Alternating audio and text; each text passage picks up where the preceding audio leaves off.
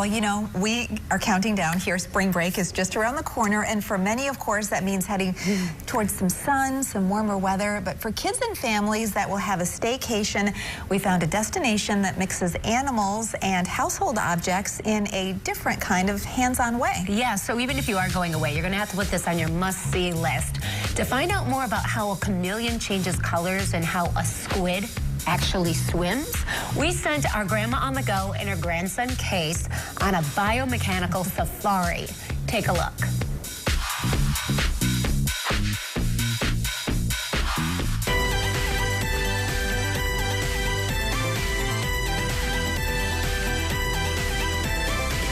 I'll tell you what, since the time this guy was born 10 years ago, all we've been hearing are questions. How does this work, Grandma? What about that? Why?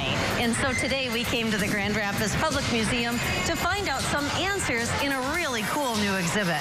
Why don't you tell us about this place? Sure. Well, welcome to the Robot Zoo. In this exhibit, we have 8 larger-than-life robotic animals. All of them move, and some you can manipulate, which is really fun. And they're all made out of some common household items, like this, the grasshopper behind us here. You'll see some big springs, some Christmas lights. Some of them have vacuum cleaners, some of them have microphones, TV screens, and so a lot of recognizable parts and pieces showing how real animals work. It's a real robot zoo. It really is. So tell us what the idea is behind it, not just so they can see cool stuff, but really learn key principles. This exhibit is all about learning the anatomy and physiology of animals, the biology, through the biomechanics of complex robot animals. What I really love is that it sparks kids' curiosity. I just see Case looking at things constantly. He was just hanging from a bar a minute ago to try to act like a bat. This exhibit is very hands-on, and the hands-on aspect really encourages that learning. There are over 20 interactives in the exhibit that really give people a chance to, you know, I see how this robot's working, and now I can test it out for myself. Cool. Why don't you give us 2 unique examples? Sure. My favorite here is the chameleon. I love how you're able to make it move. I love how you're able to make its tongue jump out and catch its food, but my favorite part are the chameleon's eyes.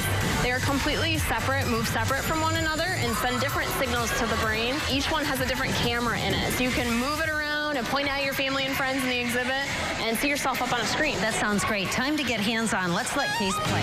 Perfect.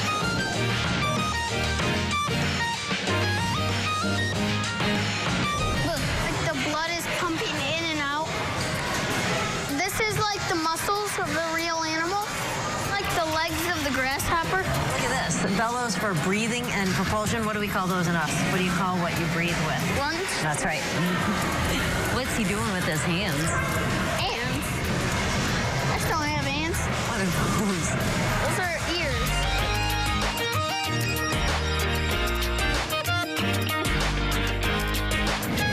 Checking in with Christy now. You have another favorite right inside this exhibit. Yeah, so my favorite is actually the housefly, which most people would think, why would that be? But he's really fun to look at, as well as he has a lot of interesting parts. The vacuum cleaner for the snout really shows kids a household product and how it's used in an animal. And so we all know how a vacuum cleaner works, right? Right. And so looking at it, you can now see how a fly would suck up through the vacuum, his snout, and be able to eat his food, like the piece of cheese he's on here. That is crazy interesting. Kids are going to love that. Yes, and it's so familiar and it's so easy to understand that it's great for all kids. Absolutely. What's your second favorite? My second favorite here is the platypus. One of those things, you know, we know what a platypus is, but how much do we really know about them? Look really weird, like a duck, foot with claws. How do you think those work? I don't know. It's a mammal, but it lays eggs. And our platypus is so cute. He has a little snorkel because he's underwater, and they actually can't breathe underwater. Who knew I would love flies and platypuses? But there must be more that you really want people to see inside. There's so much more here, and the giant squid is another here. You can play a jet-propelled game and race like in a carnival. You're gonna swim like a squid squid in a game, and you're going to pump it like they move through the ocean. And so one of those games, you're learning what you're doing as well as having fun with your family. That's wild. What do you see in kids' faces when they step inside this exhibit? It's absolutely excited, but it's so much, I don't know what to do first. It's been great having it here and a great place for kids to come on spring break this year or all of summer vacation and have a lot of fun while still learning. And I know you're talking about kids of all ages. Absolutely. As young as 2 or 3 years old have had so much fun, but there is something for everyone. So even as you get older, adults are learning so much in here. Sounds like a terrific spot then for a Grandma on the Go. We hope to see you here right at the Grand Rapids Public Museum and the Robot Zoo. We have Kate Moore with us now from the Grand Rapids Public Museum, and you're gearing up for a lot of spring break fun, which is great because it sounds like even though young people, students will be off for a week, there's a lot of learning that could happen at the Robot Zoo. There really is. The Robot Zoo, I think, is one of the perfect destinations coming to the Grand Rapids Public Museum for any kind of a staycation spring break.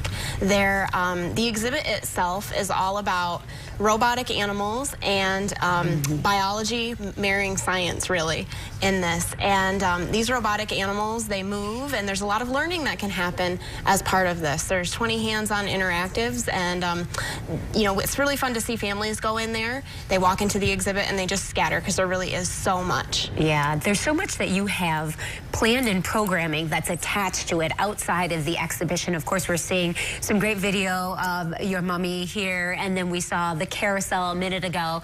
But there are activities that really support the exhibits that you showcase at the museum. What are some of those? For sure. So Robot Zoo really is our headliner right now, but the museum has 3 floors of engaging and interactive exhibits all the time, and we bring out a lot of extra stuff during spring break. So for families that come, we have activities that will happen on the first floor of the museum.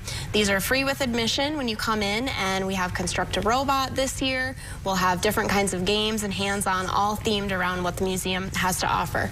A lot of folks like to come and take a ride on the carousel or see a planetarium show.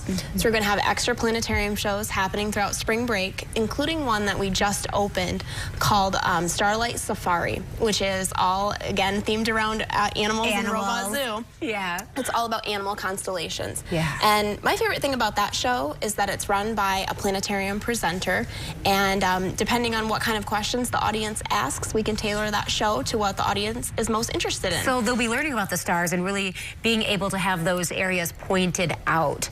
You're going to be staying open late too and adding some fun stuff outside the museum. For sure. So we're going to be open late Monday through Friday during spring break until 8 p.m. for folks who may have to be at work or doing something else during the day, have a chance to come down to the museum after that. And then we're also partnering with the Grand Rapids Amateur Astronomical Association to have telescopes on the front lawn of the museum. We will have folks there to help people see Jupiter, which is visible in the night sky. This will happen right around 8:30 p.m. when it starts to get dark, weather permitting, and you can check our website for all of the information about that. But a really good chance to come out and do something unique. Okay, so I have to ask you about participating in these activities. Do they cost any extra to go and take part with all this extra fun stuff you have planned for next week? Of course. Well, actually, the viewing on the front lawn is free of charge, and all the extra activities and everything are included with admission. We do have a special ticket for the Robot Zoo. It's very affordable, and it's free to members. And you can purchase your tickets online. Sometimes during spring break, there becomes a little bit of a line at the museum. Purchase your tickets online, and you can skip that line. That's really fun. And I know that you have this up. You know, the timing is great because this just opened, the Robot Zoo, but you're going to be keeping it up through September because we know, similar to spring break, we've got summer break coming ahead. Summer break coming. We do have a summer camp planned around the Robot Zoo, which is a lot of fun. I think the exhibit really lends itself well to studying both biology and STEM learning with all the mechanics and robotics that are included as part of it. Well, good. Kate, thank you for stopping by and Thank reminding you. us of the fascinating things at the Grand Rapids Public Museum. Thank you. We'll put all the information online so you can find it and make your plans for next week. So stay right there. We have a lot more 8 West. It's all just ahead.